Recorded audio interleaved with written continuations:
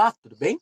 E hoje estaremos lendo e comentando a obra do faraó Mernefta, citado a médium Vera Krzyżanowski, pelo espírito que assinou o Conde J.W. Rochester.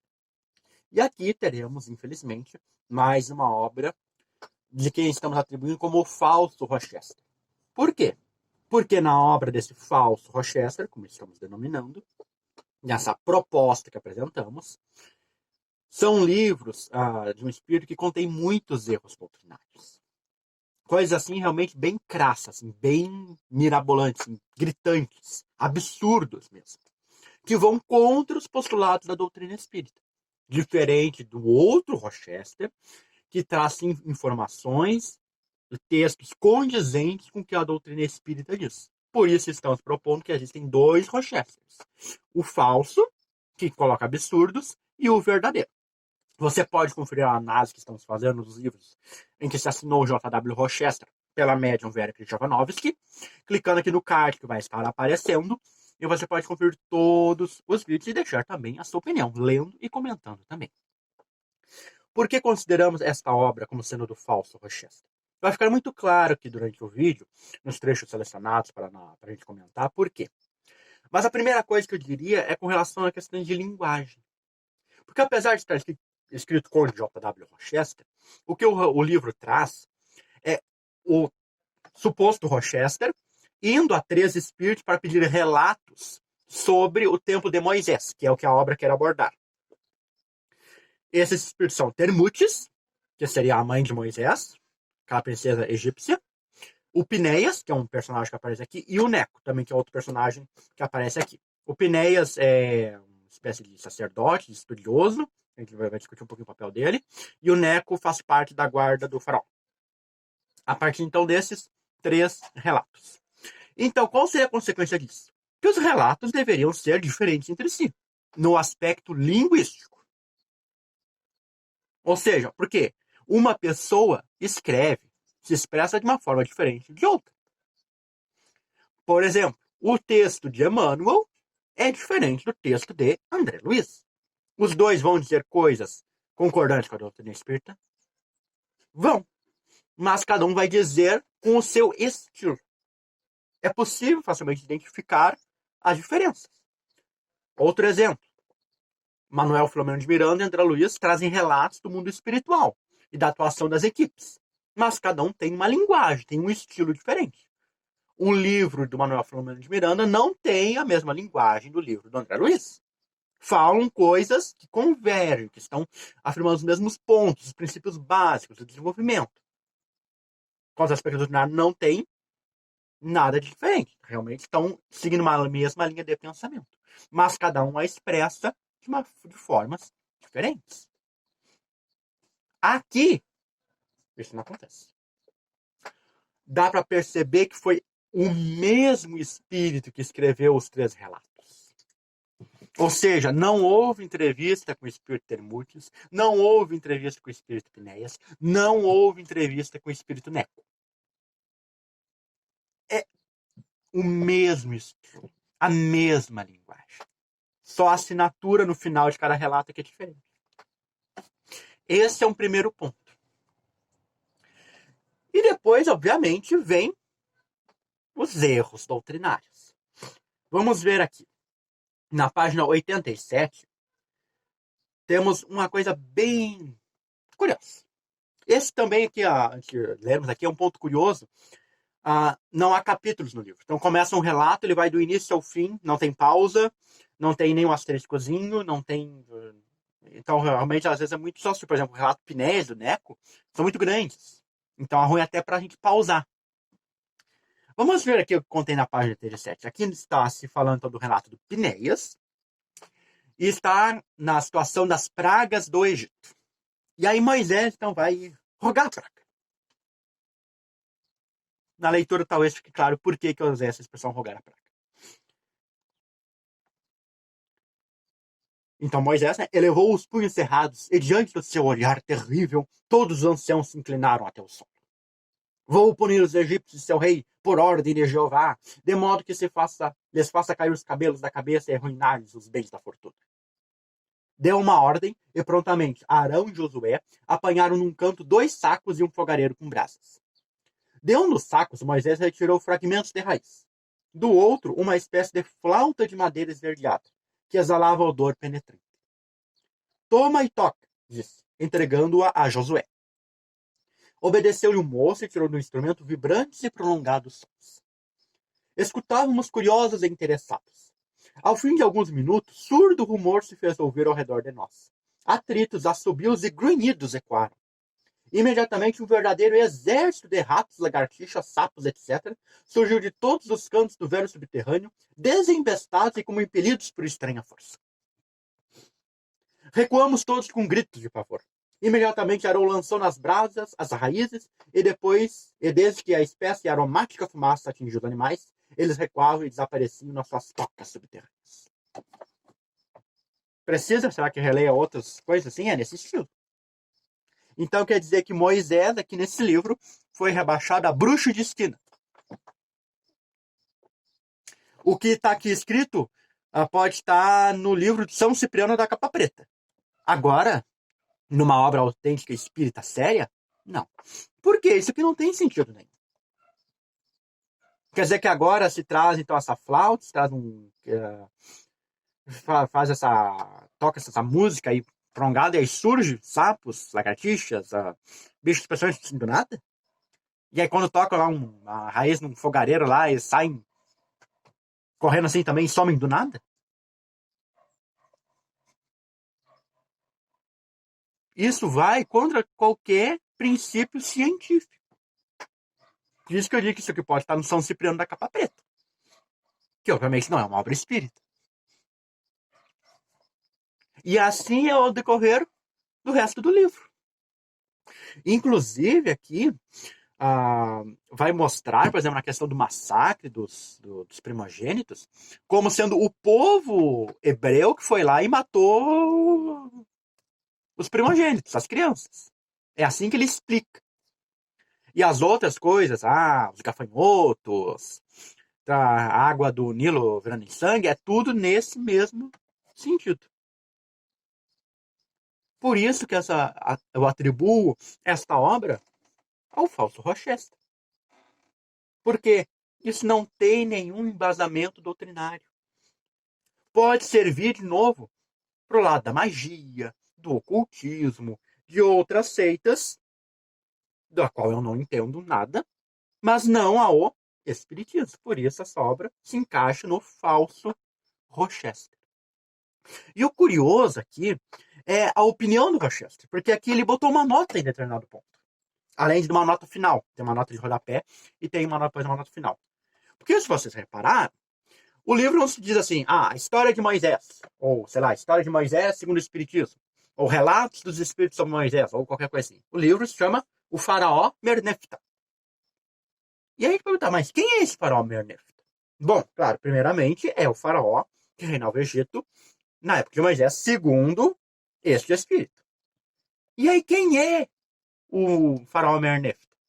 O próprio Rochester. Ele se diz que é o Faraó Mernefta. Então veja bem, o Espírito se propõe a buscar relatos para contar a história de Moisés. E aí, ao lançar o livro, bota no nome do livro o nome da sua antiga encarnação. Mas ele não é o personagem principal. Olha, diria até mais. O Mernefta aqui realmente vai aparecer no último relato do Neco, que fazia parte da salvaguarda pessoal. No decorrer do outro livro ali, parece um pouco. E isso já é um ponto dos mais estranhos. E o talvez o mais curioso de tudo é a nota final do Espírito, onde ele diz, com todas as letras, que Moisés era um impostor. Veja bem, seguindo a história bíblica, Deus então teria escolhido um impostor para ser a cabeça da primeira revelação. Mas Deus sabe escolher, né? Bah, fica impressionante.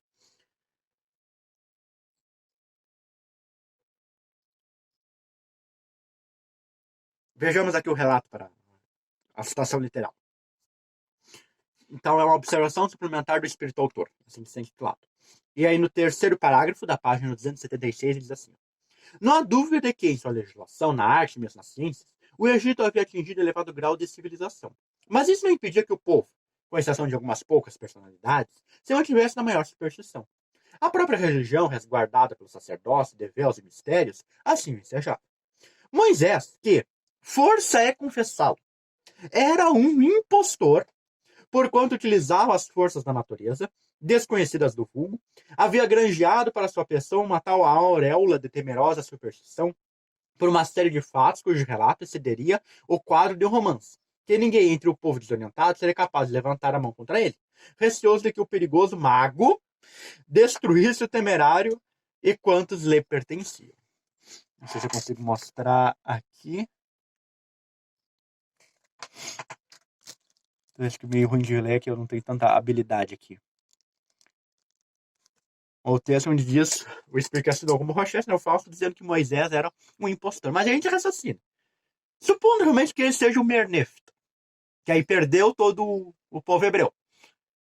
Aí ele vai escrever um livro. E aí ele mesmo vai dizer que o Moisés era um impostor, mas é uma opinião das mais parciais possíveis.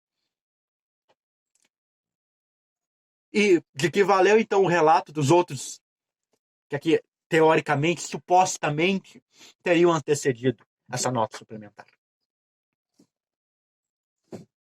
Por essas razões, fica muito claro que essa obra aqui é furada, doutrinariamente falando.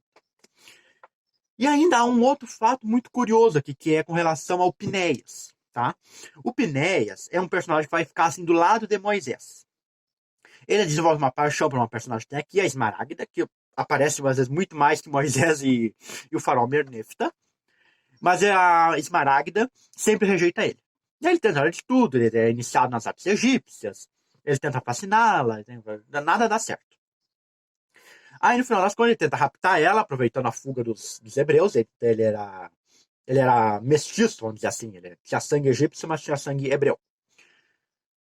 E tenta fugir com ela, mas também não dá certo, aí ele vai pra uma caverna, aí depois ele vira um feiticeiro, é assim mesmo que ele escreve, tá? Um mago, ele muda de nome, e no final lá da sua vida, ele resolve inventar um processo de furar a morte. É assim, de não morrer. Usando a letargia. E aí eu achei muito curioso, porque ele escreve lá que aí ele acaba tendo que fazer o embalsamamento da sua amada, que por outros motivos ele acaba desencarnando. E aí depois ele mata o marido dela. E aí, para escapar das leis universais, ele resolve se colocar em estado de letargia para não morrer. E assim ficar assim para sempre. Aí eu digo, obviamente os estados de letargia existem. Podem ser bastante prolongados? Podem. Quando a gente estuda lá no livro dos Espíritos e nas obras idôneas e sérias, a gente sabe que pode ser bastante prolongado, sim. Agora, uma das coisas que levam à letargia provocada pela própria pessoa são as suas intenções. Aqui, a intenção do Pinéias era das mais baixas possíveis. Então, seria permitido uma tal coisa? Outro ponto que eu achei muito curioso com relação ao Neco. Aqui, para mim, foi o personagem que mais era ativo na obra. Ele estava sempre indo para casa, ajudando seus pais, indo para o faraó, procurando ajudar a situação, por aí vai. Me pareceu até o personagem mais moral que tinha. E aí, dado ponto, ele desencarna também, que relata toda a vida dele, do início até o fim, o relato dele, ele acompanha. E ele mesmo diz, né, ou melhor, a pessoa que escreveu, assinando seu nome, que ao chegar no mundo espiritual, ele ficou numa situação muito boa porque ele nunca tinha feito nada de útil. E aí meu queixo quase caiu, porque era o personagem que mais estava se locomovendo, mais estava em atividades. Obviamente que aqui realmente, não, na descrição que foi dada, ele não faz nenhum ato caridoso, nenhum ato bondoso. Por dois motivos. Primeiro, por solicitado que ele faz de Moisés. Segundo o relato, o pedido do suposto Rochester. Não dele. E segundo, que sendo guarda do rei, do faraó, lá há tempão atrás, dá para dizer que, na verdade, ele cumpriu com todas as suas obrigações e seus deveres. Se ele realmente não fez nenhum ato caridoso, assim, de bondade, de ajudar os outros, o mesmo vale para todas as pessoas que viviam naquela época. Mas o engraçado não é exatamente isso. Tá? Vamos dizer assim que esteja certo. Mas aí, imediatamente, ele se torna um benfeitor de Estado. Isso, ele aí toma conta da situação e sai por aí todos ajudando, fazendo prece, e aí imediatamente a pessoa é salva. Assim, do nada. Então, primeiro ele chega no mundo espiritual como um inútil, e do nada, no estalo, se torna um benfeitor e sai recolhendo todo mundo. Do nada. Assim, rápido. André Luiz também saiu do umbral um dia e no outro foi lá recolher o pai dele. Foi assim? Não, né? Então, esta é uma obra, infelizmente, olha, é difícil de engolir. Inclusive, é difícil de ler. Seriamente, em algum ponto que eu pensei que eu ia desistir de ler esse livro até o fim, porque estava bem difícil. Então, aqui, infelizmente, temos, por esses motivos todos que eu linkei, e outros que a gente pode encontrar na obra, que eu não vou falar para não ser repetitivo, classificar esta obra como sendo do falso Rochester, pelos seus inúmeros erros doutrinários em relação à doutrina espírita. É uma obra mediúnica? Sim, é. Não podemos tirar dúvida. Mas aqui é muito falha. E duvido muito que o que é relatado aqui tenham sido realmente os fatos reais que aconteceram há tanto tempo atrás. Então, que infelizmente ficou um livro que não recomendou a leitura por ser desperdício de tempo e por ser realmente uma leitura assim que cansa, assim, não é agradável de se continuar lendo. E você, já leu essa obra? Concorda ou discorda que é a do falso do verdadeiro Rochester? Comenta aqui embaixo, eu quero saber. Somente realmente debatendo e comentando que podemos melhor apreciar as obras que contêm o nosso movimento espírita. Não esqueça de deixar o like, compartilhe para chegar a mais pessoas e clica aqui ó, no botão de inscrever-se. E ative o sininho para receber notificação dos novos vídeos. E aqui vão aparecer 2 outros vídeos do seu interesse. Te vejo na quarta-feira para continuarmos lendo e comentando. Até a próxima!